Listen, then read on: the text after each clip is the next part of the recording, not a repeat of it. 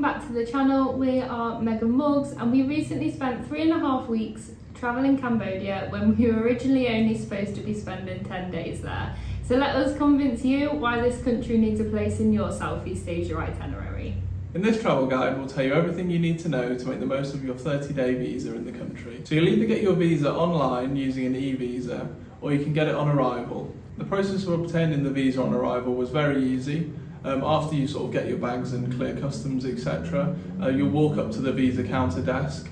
You just pay them the money, give them your passport, and then they'll do the rest for you. And again, they'll be returned to you at the end when they call your name. You know, there's nothing fun, no funny business, anything like that. And there's an ATM just in front of the desk in Phnom Penh. The visa itself cost $35 for 30 days.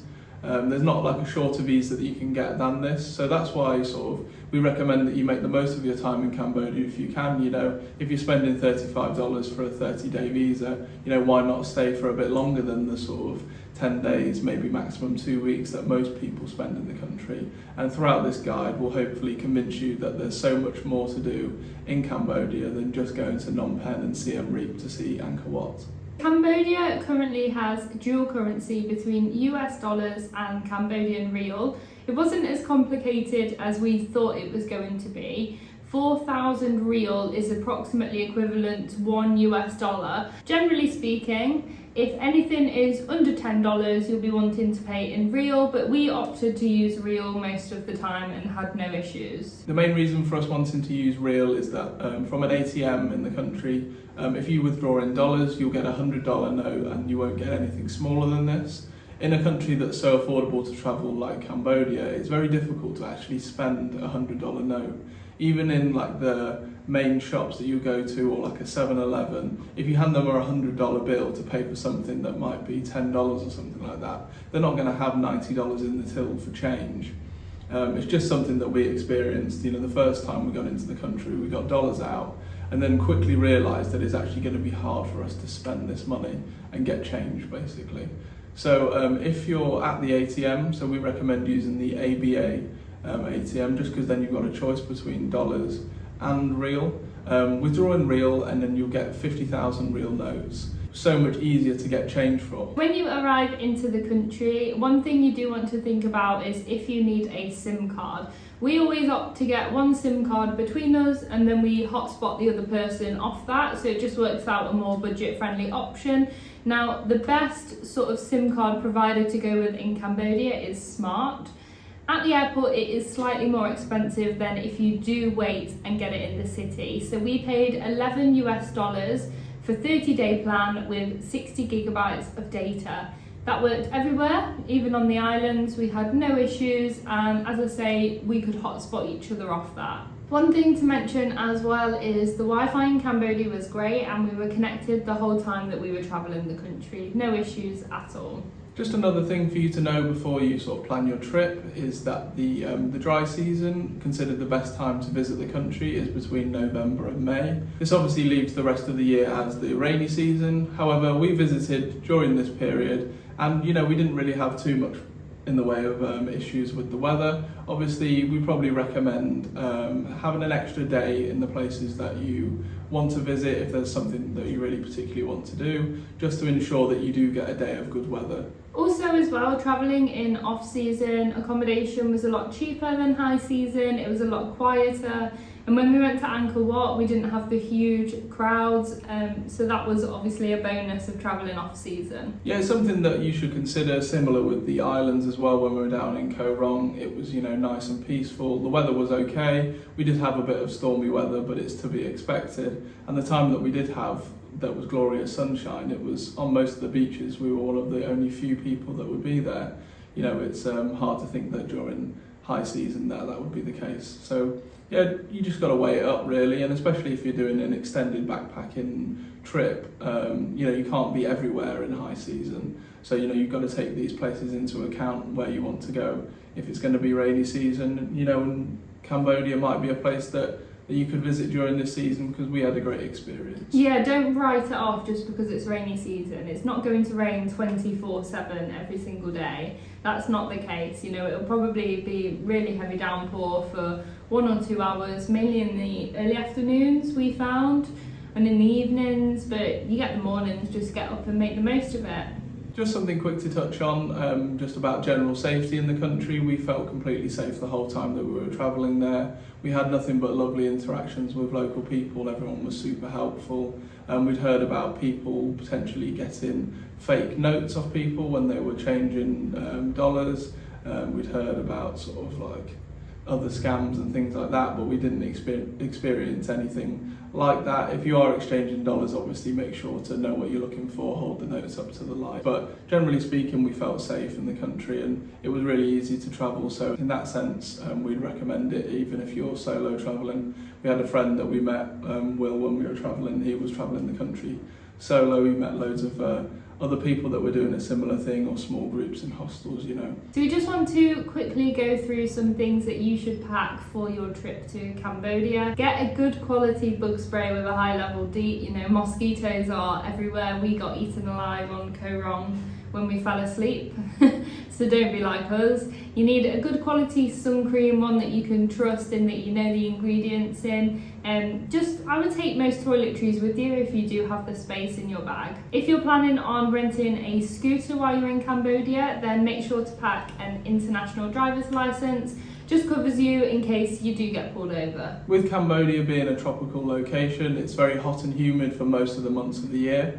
So take this into account when you're packing. But I would bring a jumper with you just for the night buses. They do get quite cold. Make sure to bring a waterproof coat or rain poncho sort of thing, and rucksack cover, sort of keep you covered in the rain. And as for normal clothing, pack breathable t-shirts, so something that's sort of not made out of cotton. As long as you've got a few of those, just in case you're doing sort of any like long walking around the cities when it's hot, or if you're doing any hiking, you know, you don't want to be in cotton because you get hot and humid, you can't sweat properly and bring your temperature down, you'll feel terrible.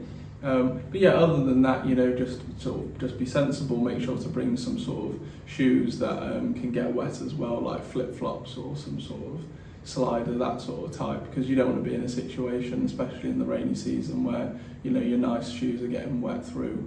And yeah, that's pretty much everything for what you need to pack. Just sort of be sensible with it. Also, I would recommend an international travel adapter. It just covers you for every single country that you go to. You know, you're investing once, and everywhere you go, you're covered. It's also handy to have a power bank. Sometimes we had a couple of power cuts and, you know, you just don't want to get caught out. Maybe you're on a night bus and you need to charge your phone up. If you get one of the sort of like 20,000 milliamp hour ones, they'll charge your phone up sort of like 5 times, and you'll never need to sort of be without power. If you're combining the fact that you've got a power bank with the fact that you've got a SIM card for the country, there should never be a situation where you're sort of without your phone or able to find out where you need to go in or communicate with people. So yeah, I think these two together are really essential for sort of traveling, especially if you're traveling solo. Next, we will talk about some apps you should download on your phone ready for when you arrive into the country. Number 1, make sure you have a good currency converter app and download the currencies you want offline. So you'll want Cambodian rial, US dollars and your local currency, just to make sure you know exactly what you're paying everywhere you go. Next up, I would recommend having Grab and Pass app downloaded on your phone. So these are the Cambodian version of Uber. You can order transport through them and it's a lot cheaper than other countries we travelled in Southeast Asia. Sort of the local rickshaws and tuk-tuks there are super cheap, so it's a great way to get around. Yeah, and I will say if you're in a location that has Pass app, go with that over Grab, just because we took a Pass app somewhere and we met our friends there as well, and they used Grab, and I think they sort of paid like 1.5 times more than what we did. But the prices are super cheap, but it's just something to sort of keep in mind that Pass app is slightly cheaper just because it's more catered towards local people. The next app you should definitely download is Google Maps. What you can do when you arrive into the country is download the map of the area offline. So that means if you don't have access to a SIM card and data, you still know exactly where you need to go, and you can download sort of the hotel or the hostel that you've got booked onto that map, so you know where you need to be. Also, when you arrive into Phnom Penh airport, most people arrive into this airport, there's actually free Wi-Fi, so you can sit in the outside area, maybe order yourself Pass app to your to your accommodation if you're not planning on getting a SIM card. Next up is Google Translate. You can download the local Khmer language onto your phone. You should never expect the locals to be able to speak your language. Finally, some apps for booking your accommodation. We prefer to use booking.com. There's also Agoda and Hostel World for obviously if you like to book hostels. In Cambodia, we actually found that we were using Agoda a bit more than what we'd done previously. There were a few more accommodations that were on there that weren't on booking.com, so make sure to check if you're usually like a booking.com user. I think there's more people probably from Europe that use more booking.com versus Agoda, so yeah, just double check because we got some really great accommodation in Koh Rong, this sort of like sea view bungalow that we could only find on Agoda versus booking.com. So yeah, just make sure to check both. On the topic of accommodation, we spent an average of £4.32 each per night. Now we opt for private rooms with en-suites, and honestly they were generally cheaper than hostels in the area, but if you are looking for hostels, Wonders is a great chain that we were recommended. We actually visited the Wonders hostel in Kampot for an afternoon. We had some lunch there and used their pool. It was very cheap from what we saw, for the food and stuff at least, and yeah, it was a really nice environment. Not too much of like a party hostel. I think they had a sign up saying that the noise would sort of finish at 9 PM and stuff like that. So yeah, if you're sort of looking for a chilled out vibe, I think that would be a great hostel to stay at. Just use the filters on things like booking.com and Agoda to find the accommodation that suits you really. There's obviously going to be options in all budget ranges, but generally speaking in Cambodia we found that all these ranges were just slightly cheaper. And whilst we did only spend £4.32 per person per night, just remember that we were travelling in off-season, so prices are generally cheaper. Another top tip for accommodation is look for places with breakfast included. This can just sort of help you out with not having to make a decision as soon as you wake up in the morning about where you want to eat, and also can bring those costs for food down. So next we'll talk to you about transport. We found Cambodia was very easy to get around, similar to what we'd experienced in Vietnam.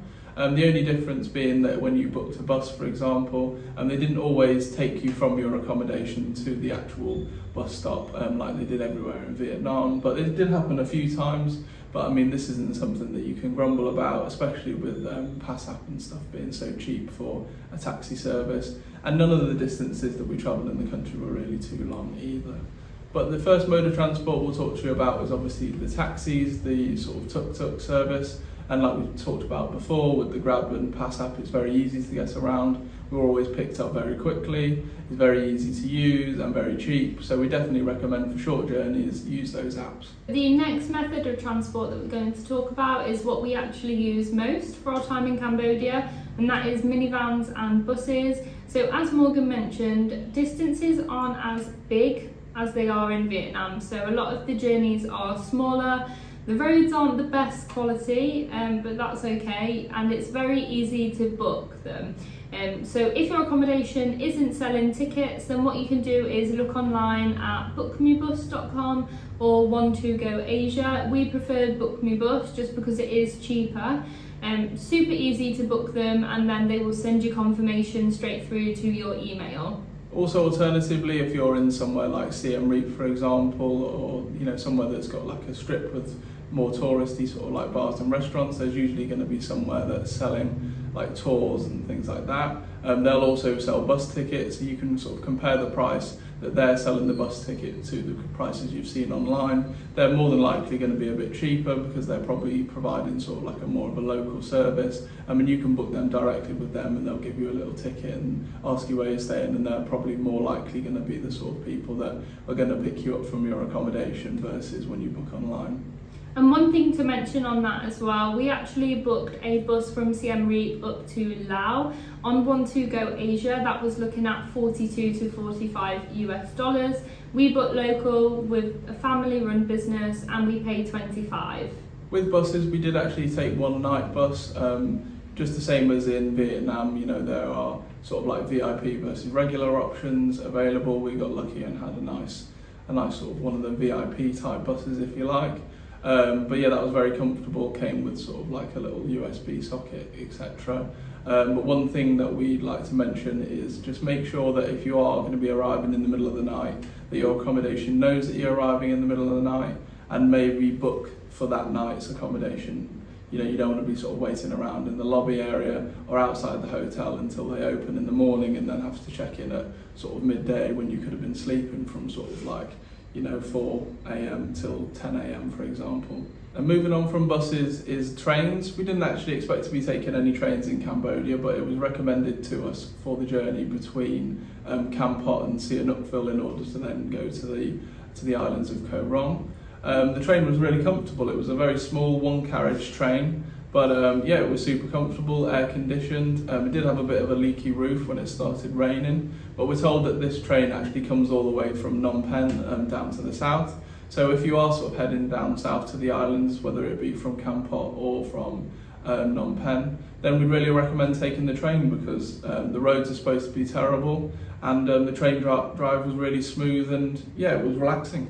We just booked our train ticket at the station, so we got a pass up there and then paid about an hour before the train left. Had no issues at all. Yeah, we were told that it was going to be busy, but it wasn't busy and we were the only people there, so I had to sit and wait for an hour. But it's probably busy in peak season. So yeah, that's probably when you need to be getting there an hour before. From Siem to get down to the islands, I'm obviously going to need to catch a ferry. The ferry was very easy to book, and when we arrived in Siem, our tuk-tuk driver took us to the booking office, and we paid $25 for a return ticket. It's $15 each way, so make sure to buy a return to save yourself $5.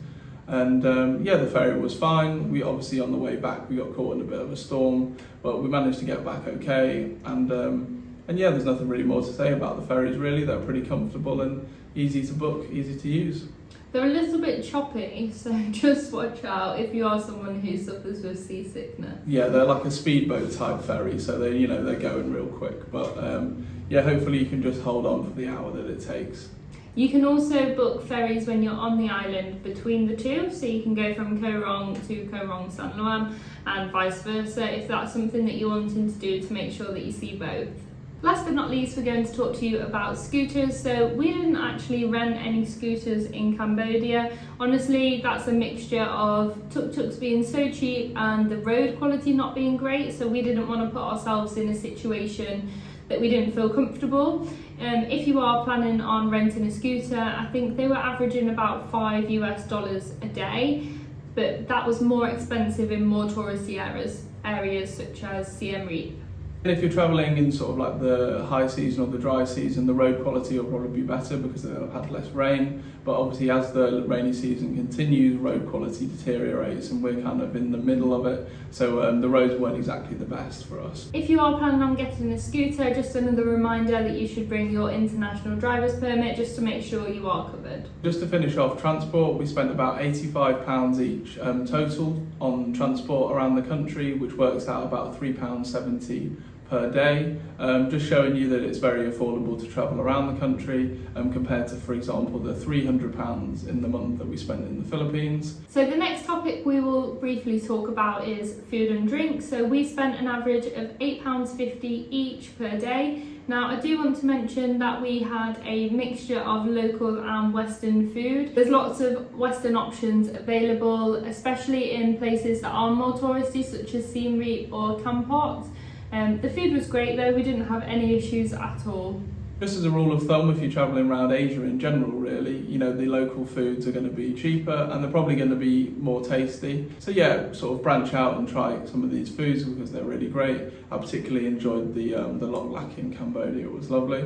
In terms of drinks, we take a live straw bottle with us everywhere we go. This filtered water bottle basically means that we never have to rely on bottled water and always have sort of like fresh, clean drinking water wherever we go. It's really easy to use, you know, you just fill it up in your hotel room before you go out. And yeah, just no worries really, it's just nice peace of mind if anything. And then in terms of beer, so beer is probably the cheapest that we've seen in Cambodia.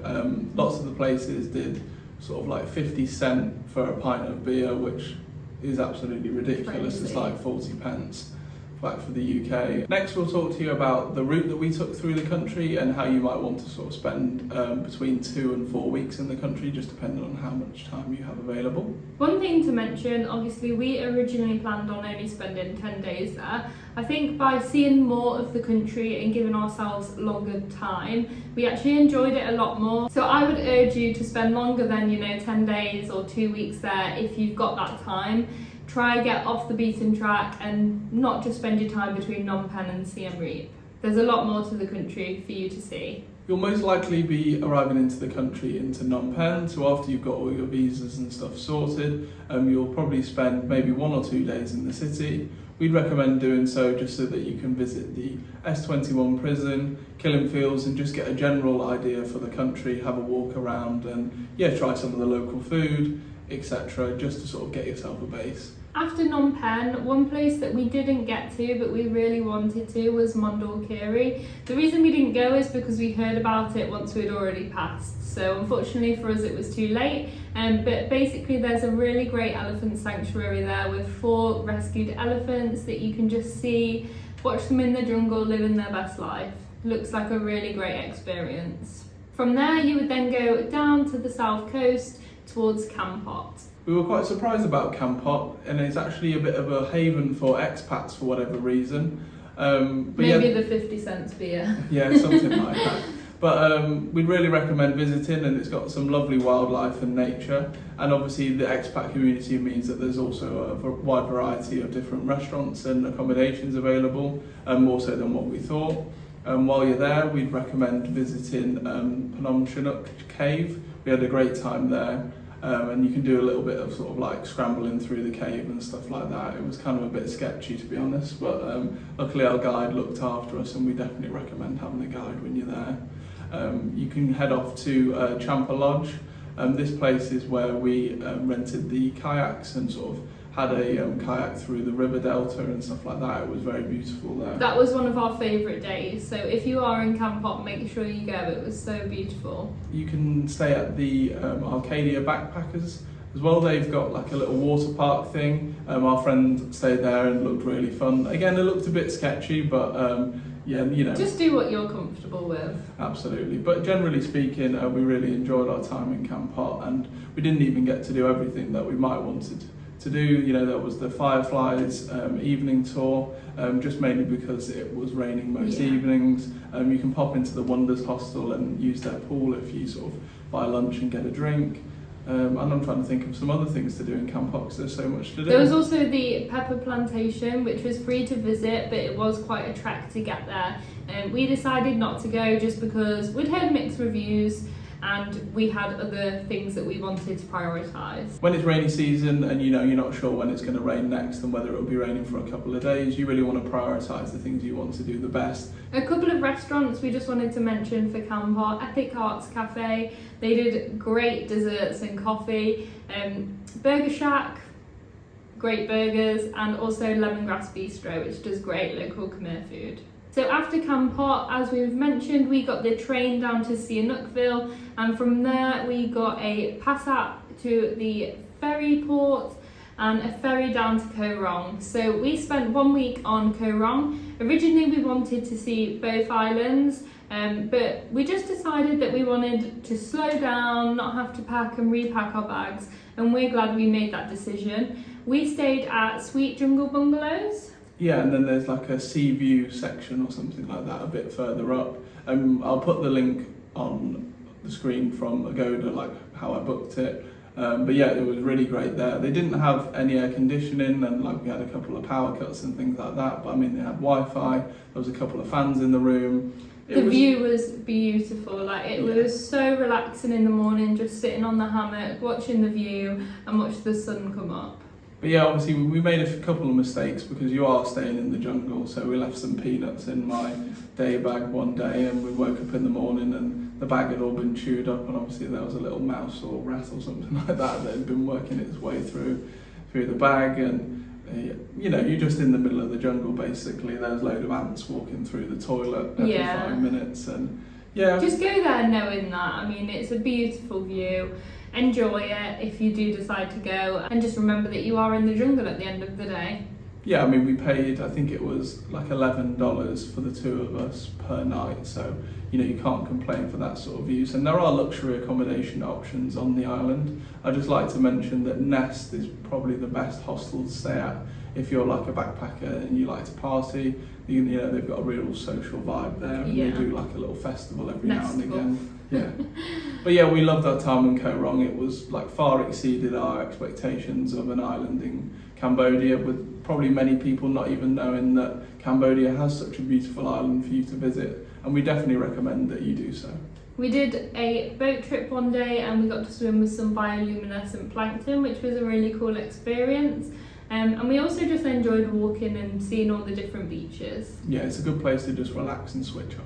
After our time on Koh Rong, we wanted to head north to Battambang. First step of that was obviously to get the ferry. We opted to get a bus to Phnom Penh and then a bus from Phnom Penh to Battambang, just because our accommodation in Koh Rong told us that this would sort of be the most seamless way of doing so, just because you can get a bus all the way to Siem Reap if you want to. That's like a night bus from Siem Nookville. However, we opted to do this just because we really wanted to see Battambang, and we'd recommend that you do so also. You probably could spend maybe like 1 or 2 nights there. Yeah. You need like a full day of basically exploring. You can see everything that you need to see. There's a full day tour that you can do in Battambang. You can do that with a couple of your friends, and one of the rickshaw tuk-tuk drivers will take you around to all the different spots.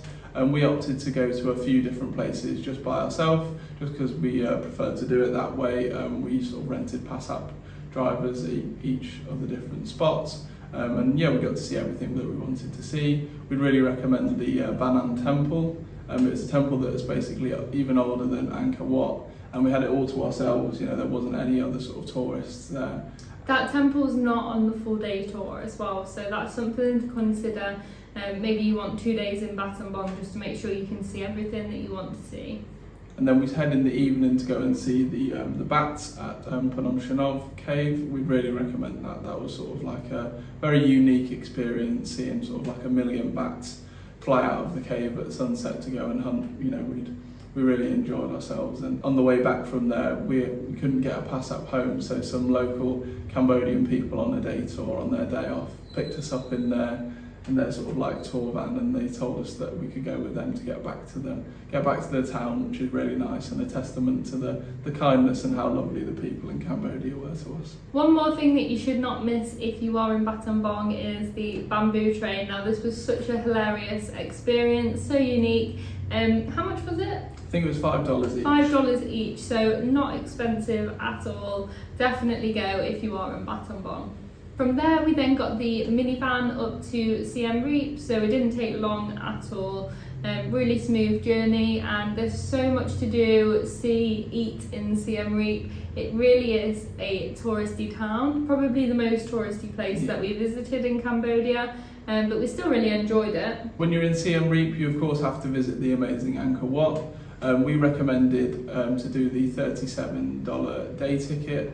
It's just easier this way for us, just because I think the step up from that is a 3-day ticket, which costs something like $65. We just didn't have the budget. Yeah, exactly. But if you want to take the temples in more slowly, you could always do that. But yeah, we managed to get everything that we wanted to do done in the 1 day that we did it. We rented a driver who took us around for $20. You could also alternatively do a tour. I think that would be like something like between $10 and $15 each.